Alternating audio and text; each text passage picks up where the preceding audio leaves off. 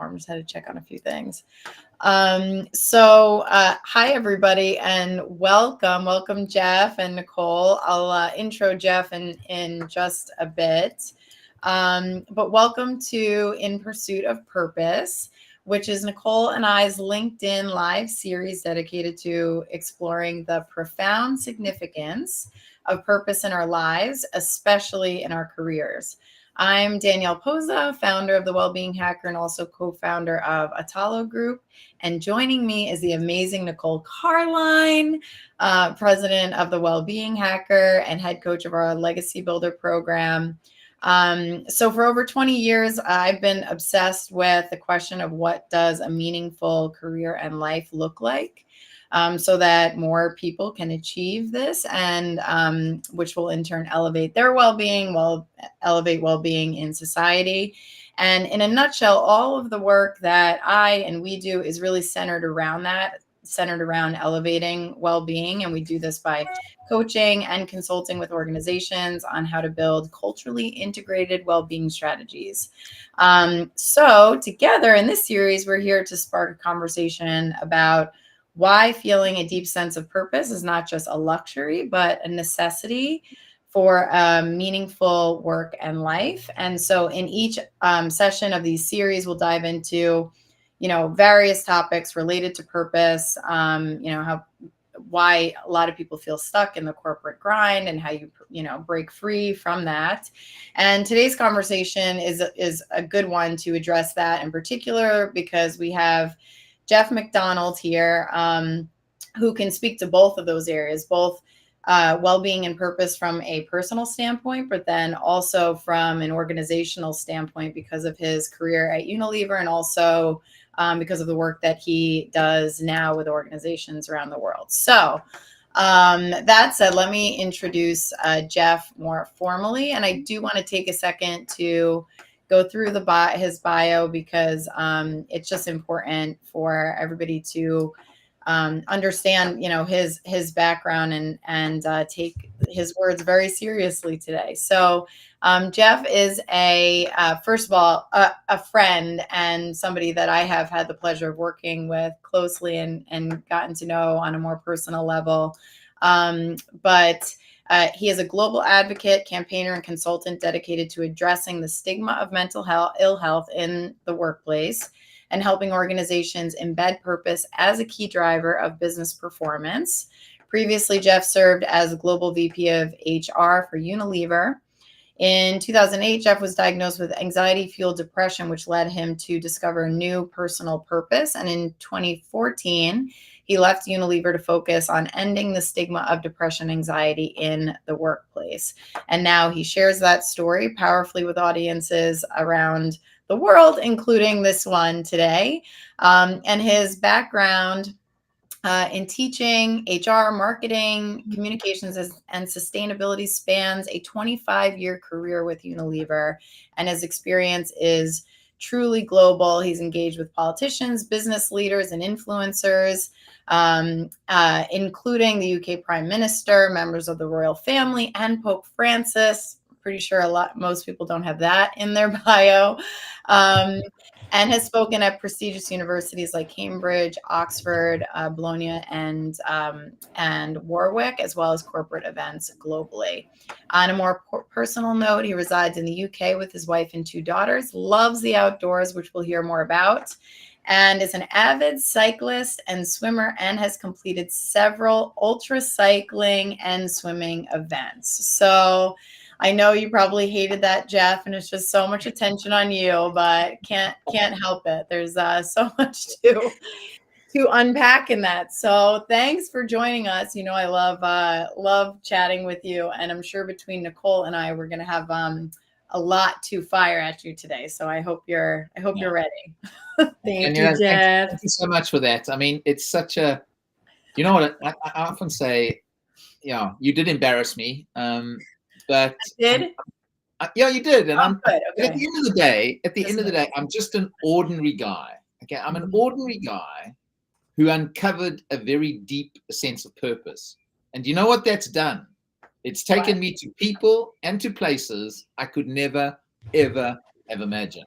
Yeah. That's beautiful. I love I it. agree. I agree with most of that, aside from the ordinary part. I still don't think you're that ordinary, but I love that, right? How that's such a great line. How purpose just has a way of bringing you to. I feel exactly the same. So we'll get into what you mean by that, but that's a great way to open the conversation for sure.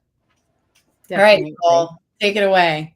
Yeah, well, hi everyone. Thanks again for joining. And we do want this to be an interactive session today. So please message us in the chat. We want to hear from you. If you have questions for any of us, please put them in there. We want to hear comments. And as we're talking about this amazing topic of truly uncovering purpose in our lives, right? And just really thinking about what does purpose mean? Like, we want to hear your feedback through this entire session as well. It's really important. Some of us have figured that out. Some of us have not figured it out. And it's okay, right? This is a place for all of us to be able to have this kind of conversation. And we want to offer some guidance and tips today too, that's really going to help you understand and ask some questions to yourself. That's really going to start uncovering this process, right? So, Geoff, yeah, I mean, an amazing track record you have here, and truly living a life and leaving a legacy, right? Danielle and I talk about that a lot when it comes to purpose, and I just love like the times that you and I have had some engagement here and getting to know you better. But I think the first thing that we just kind of want to start with is, purpose is a big word, right? This could be like a theoretical, like philosophical, spiritual type of topic. And sometimes it's hard to define. I think we can hear some different variations around the word purpose, but how would you define it? What is purpose? Yeah, for me, and I think you can use this definition both at an individual level and also at an organizational level. And I think it having a sense of purpose. I mean, I think purpose is trying to answer that question, why? So as an organization, why do you do what you do as an organization? Now, many cynical business leaders might say, well, it's very clear why we exist, or we can answer why we do what we do, and that is to grow and to be profitable as an organization. And I often challenge that, to say that that's the consequence of being a good organization and a good business, is to grow and to be profitable. It's the consequence, right? but it's not its purpose. It's not why it does what it does. And I think that's a very, very deep question that needs to be answered. And I think the same applies at an individual level, and I think it's best summed up by Mark Twain, who said the two most important days in our life, what are they? The day that I was born, and the day I find out why I was born. So for me, purpose answers the question, why? Why am I here on this planet? Why was I born? What is that sense of purpose, that sense of meaning that I want to bring to the world? Yeah. Geoff, did I ever I told you about my tattoo, right? Yeah. Well, you didn't tell me. You didn't tell me about it. I noticed it on your. Well, and then I told you about it. Right. You told me all about it. I didn't initiate it, but to that question, right? This was so I have this one tattoo which says, "Why am I here?" And this was something that my dad actually had written on a piece of paper, so it's in his lefty handwriting. But to your point about like that question, I mean, I got that tattooed because I just feel like it really is the most important question that we could ask ourselves. So what's your answer to that for yourself, Geoff? Yeah, I'm very clear on it. And before I answer the question, I just want to say to everyone who might be listening, sometimes it can feel a bit daunting. I mean, this concept of purpose, and is my sense of purpose big enough? And am I going to be able to change the world? And we don't all need to have a big P in purpose. Yes. That's We right. can also, That's right. we can all have a small P. And I mean, I'll give you a good example. I mean, one of the things is, maybe just being nice to each other in this world. Just being nice. We don't all have to be narcissistic gits. We can just be nice. And in being nice, you might just help that old lady cross the road with a bag of groceries. I mean, that might be giving you that sense of purpose, that sense of meaning. So I want to just qualify, our conversation around, I don't want people to feel that they haven't got it because they haven't come up with a big, like Gandhi's sense of purpose, or whatever the case might be. But my purpose is a very simple one. And that is to try and create workplaces, family groups, friendship groups, everywhere in the world, where every single person in that setting feels that they genuinely have the choice to just put their hand up and ask for some help if they are struggling with a common form of mental ill health. I just want us to have a world where we feel as comfortable to ask for help if we are struggling with a common form of mental ill health as we would if we had a common physical illness. I love that. Yeah, no, it's an amazing purpose, right? And you truly are, like, when you say it, you embody it, right? And you just feel it. So maybe kind of there's that conviction that you have around it, because it goes to what you said first, which was the big P versus small P. Which, did you make that up, or did you get that somewhere? Is that like a Geoff original? I like this. Like, that is a Geoff original. Okay, just making sure it was yours. I think we got to steal that one, D. No, that's so good. I mean, but that's so, and that's when we do work with clients, we say something similar, which is that it's a matter of it being authentic to you, right? It's not. It's like, it big or small doesn't matter, as long as you can say it with the kind of conviction that you just did when you said your purpose, right? So it's the fact that I really do believe that everybody, like, it's fascinating to me to think that with what are we up to, 8 billion people on the planet now? I can't even, losing track. But that every person is unique, with a unique story and experiences, and from different places, and made different choices, even if there's like twins, right? Like, it's like, so as a result of that, there's something in that story and in those experiences that, you're meant to kind of like share or give back. And it does not matter what that is, as long as it's just true, just true to you. And I do love that you qualified that, because I think we live in this world where everybody kind of feels like they need, a need to have a purpose, and working, as we've seen in like the younger generations, right? Like, it's become such a buzzword that it almost puts pressure on people. So that's just that really is a great way to like set the kind of tone for this conversation. And it's interesting, because I think about some people in my life, right? Family and friends.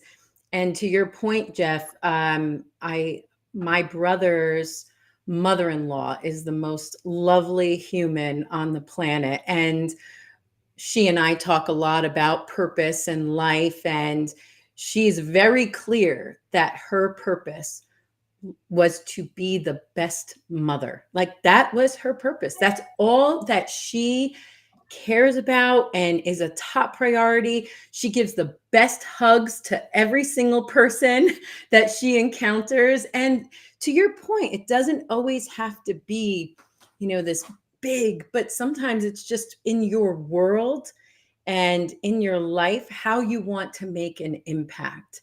And how do you want others to remember you, right? And she's going to be remembered for that, right? Because of the way that she just embodies that. So I think that's really great. So maybe help share with everyone, what has fueled your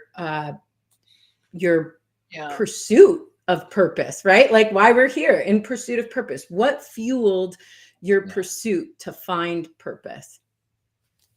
Yeah, Nicole, I mean, Danielle mentioned it in the introduction. I mean, So back in 2008, I'll never forget the day. It was the night before my eldest daughter, Jennifer, was going to turn 13. So, I mean, you can imagine how much excitement there was in our household that night. It was the 25th of January, 2008. And this young girl, she was so excited that at midnight, she was going to go through a rite of passage and become a teenager. And some people listening to us can resonate with that feeling. Others will say, no, I wasn't very excited about becoming a teenager. But at midnight on the 25th of Jan, 2008, I got woken up with a massive, massive panic attack. Now, I mean, I had never experienced a panic attack in all my life. I mean, the words panic attack weren't even part of my vocabulary. I don't think I'd ever had a conversation with anybody about a panic attack. My fingers, the ends of my fingers are tingling. The ends of my toes are tingling. The bed sheets are wet with sweat. My heart is beating profusely. I'm struggling to regulate my breathing. And I think I'm about to have a heart attack. And I remember I bumped Debbie, my wife, and I said, Deb, I think I'm about to have a heart attack. And she said, why? And I tried to express what I was feeling. And I remember her saying to me, Geoff, why don't you just get up and walk around the room and take some deep breaths, which I got up and I did. And slowly, slowly, the levels of anxiety began to subside. And I get back into bed, but I can't go back to sleep because I'm fearful that if I fall back to sleep, it'll happen again. The adrenaline is pumping through my body. I learned to catastrophize over the most insignificant issues in my life. And to cut a long story short, at midday the next day, I'm in a doctor's room and I'm diagnosed with anxiety-fueled depression. Me? Depression? I mean, come on. Me, depression. You know, I mean, my understanding of the word. And this was when you were at what point in your career? This is when you were. I'm now the global head of HR for all of Unilever's home care business around the Unilever world. Wow. And which is crazy, right? Because most of the time you would never think that somebody in your role, right? Like that if we were just talking to you in a work setting, we would never think that you have that going on behind the scenes, right? Like that's part of what happens with mental health. And I mean, Danielle, you know, we've worked together and you know what sort of person I am and what I bring to the party. And, you know, I mean, me, depression? Come on. Right, you know? As I walk out the doctor's rooms that day, I make a decision that saved my life. And the decision I took was that I wouldn't be burdened by the stigma. Now, I had a few things in my favor to make that decision. One, I was 20 years into a career with Unilever in a very senior HR job with lots of credibility. I wasn't a young graduate or middle manager joining the business and trying to be very ambitious. Secondly, I had a diagnosis. Thirdly, I had a boss who had a compassionate relationship to mental ill health. I was so lucky. So lucky. And you know, and the other thing is my personality. I mean, I'm so fortunate that I've got the sort of personality where I wear my heart on my sleeve. So what you see is what you get. I'm not very good at for sure. Okay? Right. Good at masking my feelings. I can validate that for you. And so my ability to talk about my illness meant that I would say 99% of the people who knew about my illness, and by the way, I had to take 3 months off work. There's no ways I could be at work. And I had dark moments. And the only thing that kept me alive in my darkest, darkest moments was the most powerful emotion in the world. And you know what it's called? I think so. What? Love? It's called love. That's exactly what I was going to say. Love. It's called love. Yeah. And you know, that's what I got from 99% of the people who knew about my illness. You know, to know that my 10-year-old at the time, Jennifer, Anna, who was 10 at the time, Jennifer was turning 13. And I had, Anna loved her dad. You know, that feeling of being loved together with a second emotion. And that emotion was a sense of hope. I used to meet with a colleague every 10 days who had been so ill 2 years prior to my illness with depression. He'd been hospitalized. And I used to meet with Martin every 10 days. And you know what I saw? I saw he was better. Mm-hmm. Yeah. You know what that gave me? It gave me a sense of hope. Mm-hmm. And I can tell you those two emotions, feeling loved and a sense of hope, were probably the two most powerful ingredients that contributed to my ongoing recovery. You know, I talk about me being susceptible to anxiety-fueled depression. Yeah. And I work very, very hard every single day of my life to maintain my recovery. And yes, I go back into Unilever and I spend another, as Danielle said, 6 years working for Unilever. But 4 years after my crucible moment in life, I lose a very good friend to suicide. Wow. And the night he died, I lay in bed and I thought to myself, here I am 4 years after my crucible moment in life, flourishing in many ways. Mm-hmm. And my friend is dead. What's the Wow. difference? And you know what? I'm just a simple guy. I'm not a psychiatrist. I'm not a psychologist. I'm just this simple, ordinary guy. And I came to a very simple conclusion. And the conclusion I came to was that stigma had just killed my friend. Mm-hmm. He Wow. was an alpha male Afrikaner South African. There is no ways he could talk to anybody about his mental. I mean, do you have any idea yourself? Like, did you have any idea? That was the other thing. I thought, you know what? Couldn't even talk to me. I had the badge. I had the T-shirt. Right. Right. And I lay there. And you know what? There's a lovely saying. I think it was Carl Jung who said this. The brighter the light, the darker the shadow. Wow. The brighter the light, the darker the shadow. And that was my friend. He was the most fun-loving, energetic, light-giving person. And now he was gone. And I lay there and I thought, you know what? If he had had a common physical illness, we would have all known about it. Yeah. Because he was struggling mentally and emotionally, he couldn't say anything. And I'm not saying to you today that had he been able to talk, he would definitely be alive today. But what I am saying is, had he been able to just have one conversation, just one, just imagine it. Yeah. I want you to think of a grain of salt. There's a tiny chance he'd still be alive today.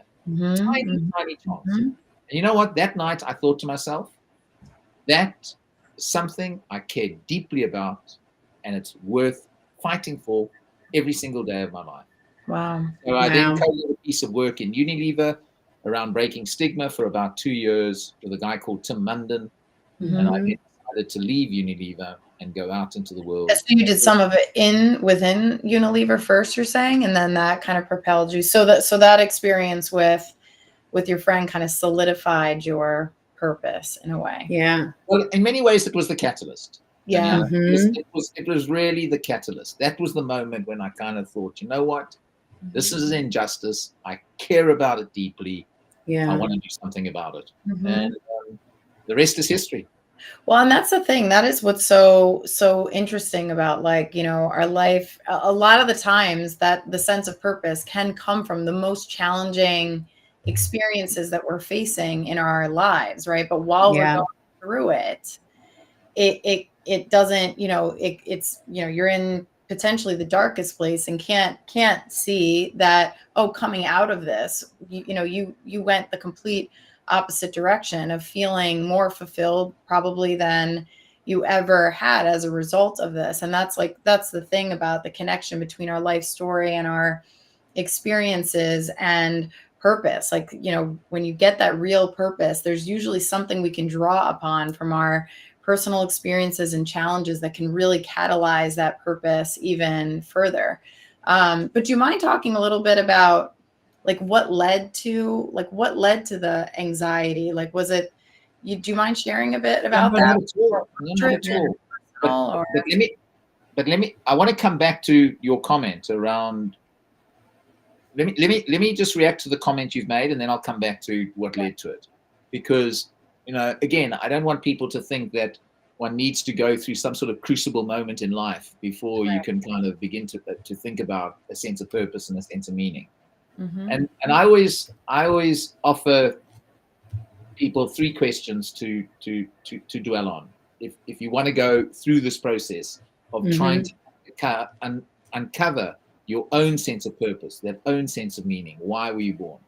And the first question I would ask you to ask yourself is, what are you good at? Mm-hmm. And you know, you said it earlier, Daniela. I honestly believe that every single one of us was born with a unique gift. Yeah. That's right. Unique gift. Mhm. That's right. And when we uncover that gift, we can bring it to the world to make it a better place. Totally. That's Yeah. right. And we live our life Mm-hmm. getting all these compliments and then saying, no, well, that's not me. Oh, no, I don't. But there is a theme throughout your life around those compliments, which is a sign of what is it that you're really, really good at. Yes. And so, Oh, I love that. But you said now I Absolutely. have to comment on your comment, and then you can go back.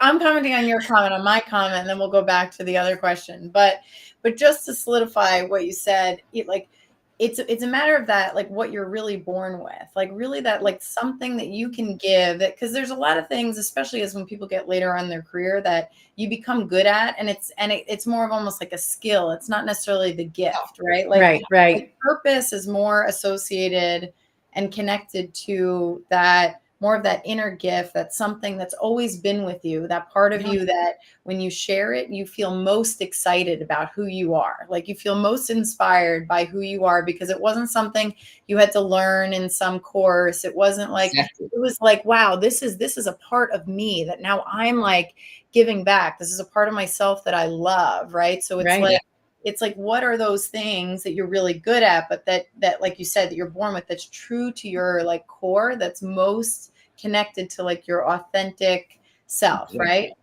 And it's innate. Yeah. It's innate. It's innate. And you know, exactly. Innate is the right word. Yeah. So that's the first question I would ask people to think about. And the second question then is to ponder over, what do you really, really care about in this world? Mm-hmm. What do you really, really care about? Now, I know, yes, you're going to care about your children, and you're going to care about your partner and your husband and your wife, or whatever the case might be. But what might be beyond that you really, really care about? And I think, I began to really care about mental ill health because I'd lost this friend to suicide. Right. And then finally, I think it's sort of reflecting on, and you both have used the term earlier, which is, so what might that legacy be? What might people remember you for? Yeah. And those are in particular the first two. What am I really good at? And what do I really care about? And I think as you begin to uncover and answer those questions, that leads you down a path of beginning the process of coming up with that kind of sense of purpose, that sense of meaning. Yeah, for sure. Right. One of the questions we like to ask people is, if you could write your own book, like what would the title of the book be? It's like, what is something that you're so passionate about that it's like, if you were to write a book about it, what would that book be about, and what would it be called? So do you mind to go back to your question, Danielle? I'm going to come back to your question. So, you know what? My mother taught me dental hygiene. That's good. I understand that. I'm trying to do the same here. Exactly, Nicole. I was just going to say, you've got young kids, and I'm sure you're teaching them dental hygiene. So, I am too. And guess what? My teeth haven't fallen out. Right. Nobody ever taught me mental hygiene. Nobody ever taught me mental hygiene. And when I reflect back now on that time before that panic attack, which in many ways I'm quite grateful for, because it was like the last straw to break the camel's back. Right. Would I have continued and carried on and pushed through? Right. There were a number of things. First of all, there were some symptoms which were around, falling asleep and then waking up at 2:00 and worrying about stuff and not being able to go back to sleep. Mm-hmm. Not looking forward to a Friday afternoon or a Friday evening with my mates. Not looking forward to getting on my mountain bike on a Sunday morning. Not looking forward to a holiday. Not looking forward to being with my friends and my family. So the things that you always enjoyed were not. Exactly. Yeah. Waking up of a morning and feeling this kind of knot in your stomach, and then not being able to eat breakfast or lunch, maybe have some dinner, and so therefore lose a lot of weight. You know, not being very focused and attentive. And I mean, so, you know, these were some of the things that were happening. And I wish if somebody had taught me something about mental hygiene, I might have caught those a little bit earlier. But what was going on in my life at the time? And there were a couple of things. One was, you know, we'd just got back from 3 years of living and working in Australia. I was coming off the expatriate scheme with Unilever. I had all these savings in the bank, and now I had to decide where was I going to put my roots. We're going to have to buy a house. I'm taking all this money, which was like a sense of security, and I'm going to put it into a house. My daughter was starting at a new school. Jennifer was quite dyslexic. It wasn't all going to work for her. I mean, my job was rather stressful. So there was a lot of stuff that was just happening in my life at that one time. But, you know, they often say, why are some people more susceptible to anxiety and depression than others? And the research tells us that there are three things that are in play. One, you might just have the gene. Yeah, I was going to say genetic. You know, my mother was a very anxious person. So you might just have the gene, part of who you are. And by the way, celebrate that. Celebrate that uniqueness about who you are and how different you are and what you might be able to bring to the world by maybe being a bit more anxious. The second is trauma as a child. So if you'd experienced some sort of trauma as a child, it often manifests itself later in life in depression. And the third thing is, if at one point in your adult life, just so many things get thrown, going through a divorce, moving your house, losing, God forbid, losing a child or whatever the case, but just a whole lot of crap thrown at you at any one time, that can trigger it. So for me, it was those things going on, Daniela, which I think were eventually, you know, and because of my job at the time and the stresses and strains, I was probably in distress. So I'd moved from stress to becoming distressed, and eventually I fell over. And I didn't know the warning signs. I didn't know those warning signs.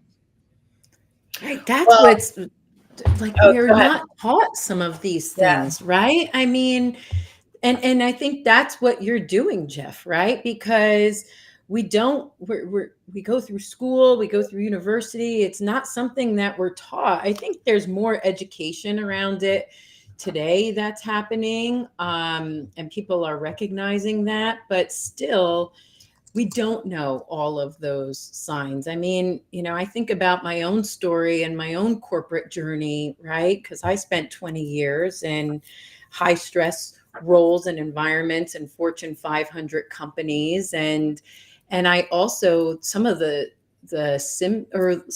things that you were experiencing were very familiar to me, right? We're very familiar. And so, but to your point, there is a stigma, because I also had this belief like that I had to be a particular person, right? And I had, and as a leader, I also had to show up as a leader, and I had to be there for my team as a leader. And I was always someone who, I believe, you know, others have said, like, I always was very compassionate and very open, but with others, and very, you know, allowed people to speak truthfully to me and what they were going through. But I also know and recognize there were times when I held back, right? Because of the stigma or the person I had to show up to be. Yeah. Right. And that's tough, right? That's tough. So, so how do you help like organizations today in thinking about how to raise that awareness, and how working with people so that they recognize that this is, I mean, there are three things I've learned well, maybe four things in helping organizations address the stigma of mental health. If you're going to go down this route, make sure you've got support resources in place, because line managers are not psychiatrists and therapists, right? So you've got to be able to signpost people to the right people and get professional help. So that's the first thing. The second is we need to educate and train everybody in organization. Every single person in an organization should get some kind of training in the area of mental health. What is stress? What's depression? What are the symptoms to look out for? How do I have a conversation with somebody? How do I bring somebody back into the workplace? You know, I often say we spend billions and billions all over the world in health and safety. Guess what? It all goes to safety. I mean, Right. come on, let's start keeping Yeah. people mentally and emotionally safe at work, and let's invest in training everybody in an organization. The third is campaigning and running campaigns within the organization. And then finally, and the most powerful lever in addressing stigma, the most powerful, Nicole, is storytelling. Yes. And Absolutely. encouraging people right across the organization, across vertically, horizontally, to start to share their stories, starting with the most senior people in the organization, to make it okay to be able to share some of your stories. And we don't all have a crucible moment in our lives and a story like mine, but we've all got a story of That's right. how depression or anxiety has touched us. We've all got a story. Well, and I think along the lines of the story, it's not even, sometimes I feel like it doesn't even have to be like, a story is extra powerful, but it's the fact that within organizations, there's such a, like the communication, especially that gets used in more senior positions, tends to be more of that strong communication, like trying to like show that everything's totally okay with me. I'm the strong leader, you know, like you, right? Maybe acting like nothing's really going behind the scenes. I can handle it. I can handle everything on my plate, and not just showing the human side enough, because when leaders do that and they just make even small comments like, you know, I've got a lot on my plate right now. I'm just trying to take, you know, I need to like take some time this weekend to just disconnect, spend some time with my family, and I'm going to come back. Like little comments like that kind of create the permission for that sets that tone for people, you know, who are younger or lower level in the organization to feel like, oh, I'm in an environment where people share more of their human side and what it's like to just have a lot on their plate or to have kids at home or whatever that is, you know. And then if there's those stories, like that's extra powerful. But, you know, it's like that. I just feel like a lot of that permission is not being created through those like micro comments and communication, especially, you know, especially from leaders, and that's like half the battle. But I would add one more thing to your list, Geoff, if I can, of five. What did you get? 4, right? The fifth is measuring this stuff, right? You know, I'm going to get on my soapbox about like measuring like well-being, right, and purpose in organizations, because if you're measuring well-being the right way, and then you're looking at teams and you're looking at data, so you have a sense of how are people really doing. You know, there are ways to measure, going back to your comment about hope, right? Measuring hope within an organization, which you do by asking them how they feel about their lives 5 years from now, or you ask them questions about their future. You get a sense of exactly what you were talking about at the beginning. Do we have people that feel hopeful about the future, feel hopeful about their jobs, their career paths? Because when you have that hope, it says so much about where their energy is right now, if they're in a good place right now. Because if that hope doesn't exist, they're not in a good place right now, right? So it's like we have to get better at measuring these things. So I think now that we're on this like organizational, you know, track here, Geoff, I wanted to ask you, going a little bit of a different direction, because you've shared in the past in some of our conversations about the uniqueness, the unique environment that was cultivated at Unilever around purpose. And I think you had shared in the past about a pivot that was made in the way that the organization kind of like revamped and redirected itself towards a more kind of purposeful, you know, environment, or reset the mission. Am I remembering that? Correctly? Yeah, you know what I'm talking about? Yeah, I do. Yeah, you know, I mean. So yeah, just like talk about the role of purpose within an organization, and maybe just share a little bit about what happened at Unilever while you were there. Yeah, I mean, I'll share. I mean, I think we've got to be really, really careful about organizations who kind of go down the track of, oh, we need a sense of purpose. Guess why? Because we've got all these millennials that want to join us, and they're looking for organizations that have got purpose and meaning. Well, let me tell you, the people that are looking, the most number of people that are looking for a sense of purpose and meaning in their lives are people at middle management, 45 plus. Right? Yeah. And we've got to be so careful that we don't just do this exercise and do what I call purpose washing. where you come up with Yeah. this lovely purpose statement and then it means nothing to Yeah. anybody in the Yes. organization. And so for us, it was really, really important for us to do as inclusive a process of trying to uncover and answer that question, why do we do what we do? And what really drove it was the poor performance of Unilever. I mean, we'd spent years and years restructuring the organization, trying to get cost out of the business. There was nowhere else to go. And we got a new CEO who came in called Paul Polman. And he had spent, 25 years working for Procter, 7 years for Nestle, our biggest competitors. And he came in and he said, you know what? The brands and the people are as good as they are in Procter and Nestle. Mm-hmm. Why are we losing in the marketplace? And you know what this organization needs? It needs people who've got a sense of pride and a sense of ambition. And we're going to try and create that sense of pride and ambition by rediscovering our sense of purpose as an organization. And so we go through this whole process of rediscovering that sense of purpose in a very inclusive way, engaging with customers, with consumers, with our employees, and having 3 big goals back in 2009 that we would measure, Daniela, coming to your point, not just a lovely statement, make sustainable living commonplace in the world, but what did that mean? It meant improving the health and well-being of 1 billion people in the world, reducing our environmental footprint by half, making sure that all our raw materials came from sustainable sources. Wow. So we put those goals in place that we would be able to measure our progress against making the world a more sustainable place, making sustainable living commonplace. And I think it's, go ahead. I'm sorry, Geoff. Keep going. And by having those goals, what that then began to do is it began to drive different innovations for Unilever.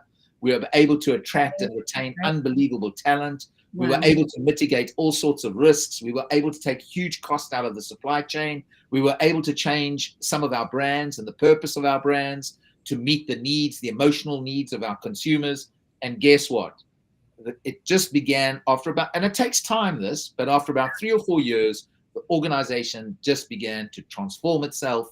And the share price went through the roof. We became the 3rd most attractive employer in the world. Our engagement scores went through the roof. I mean, it was just an unbelievable story. Wow. And that was in what period of time?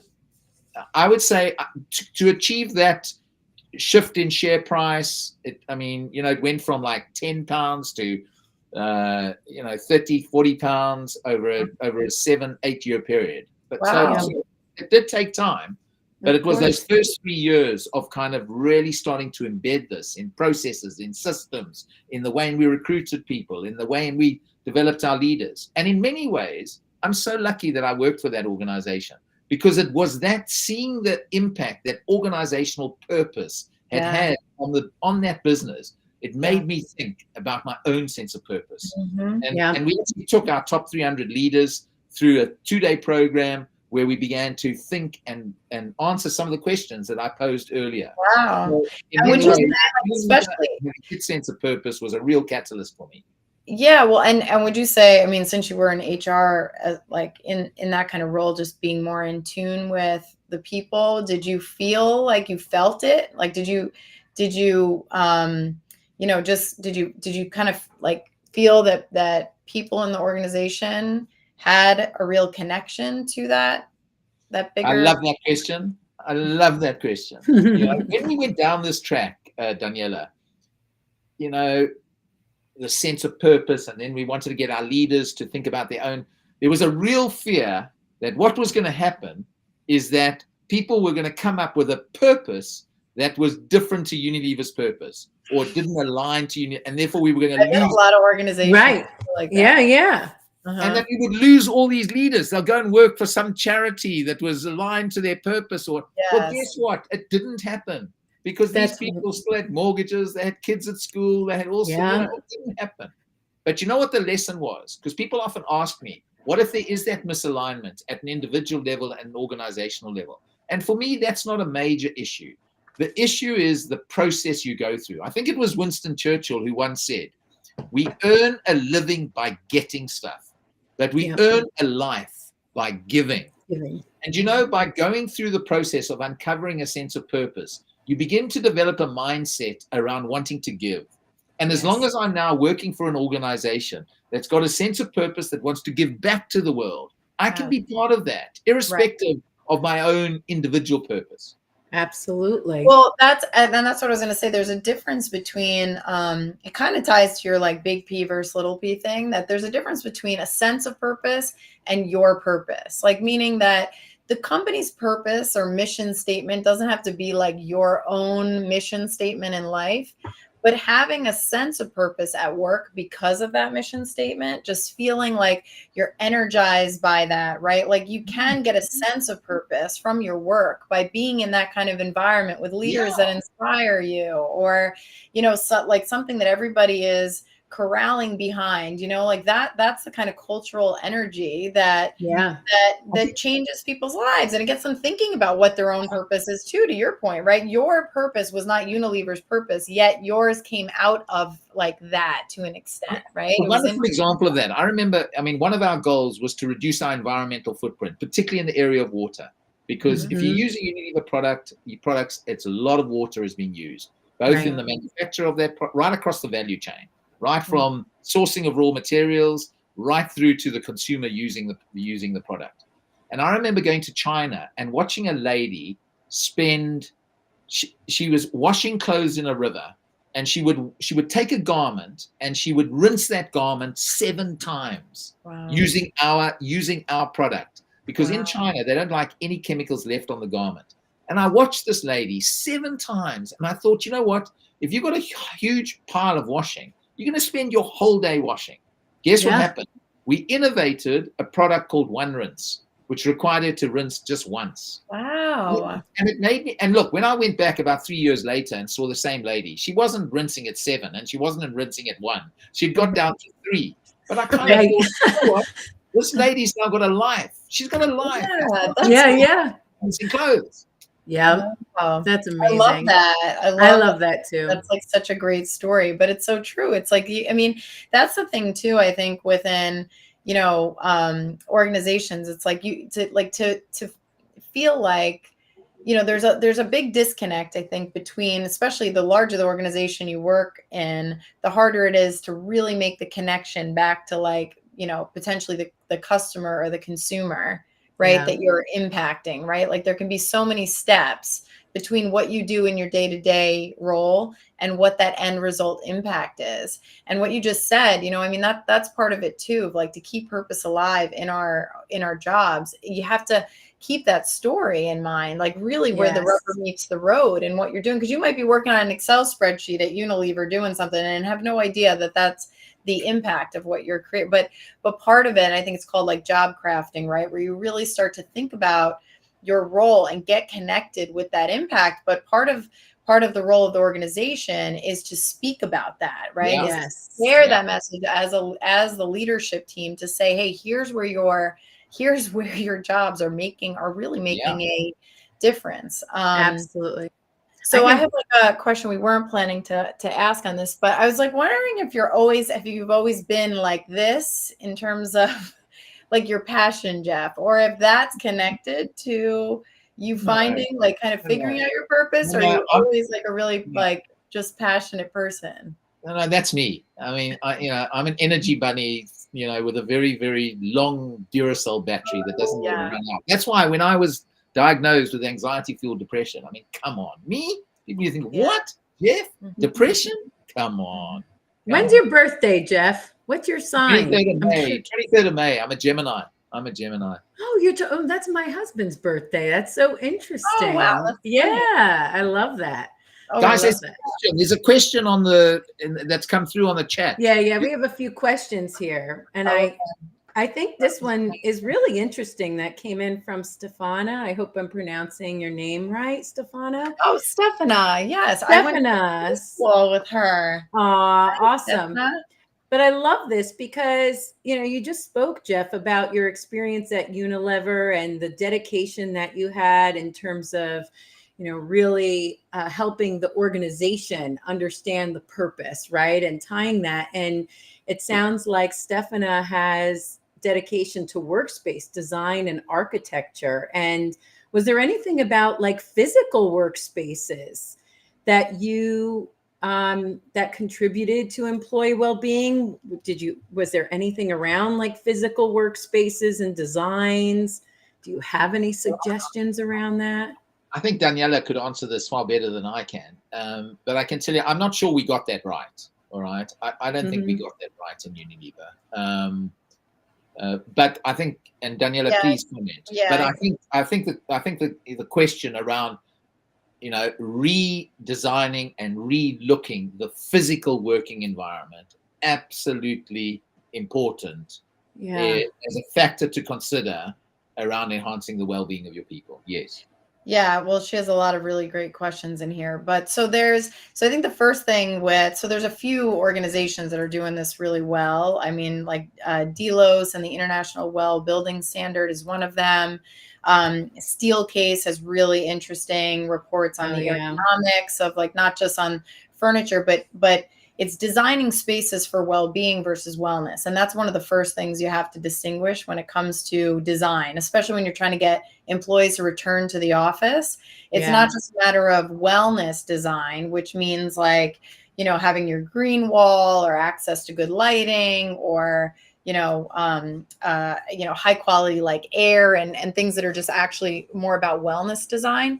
Well-being design is more of like, how do you design spaces that enable people to feel more productive, empowered, and engaged in their work? And that has to do with the development of spaces to focus on different types of work. So having great spaces for collaboration that makes people excited to get together and whiteboard, or spaces for relaxation and focus. Because when it comes to well-being in the workplace, a lot of what erodes well-being in office environments is when you get thrown into a bullpen with a bunch of people and you're expected to have conversations with clients, or you need focus time and you can't do that, right? So you have to design space for different types of work. And you have to kind of mimic the home now, right? You have to like create spaces that make you feel like you can be as comfortable there in the workplace as you would at home. But definitely check out Delos and Steelcase. Thanks for the question. But I think it's so important. We spend so much time, right, in our lives dedicated to our work. And so I think it's important to be excited about the environment that you're either going to be stepping into.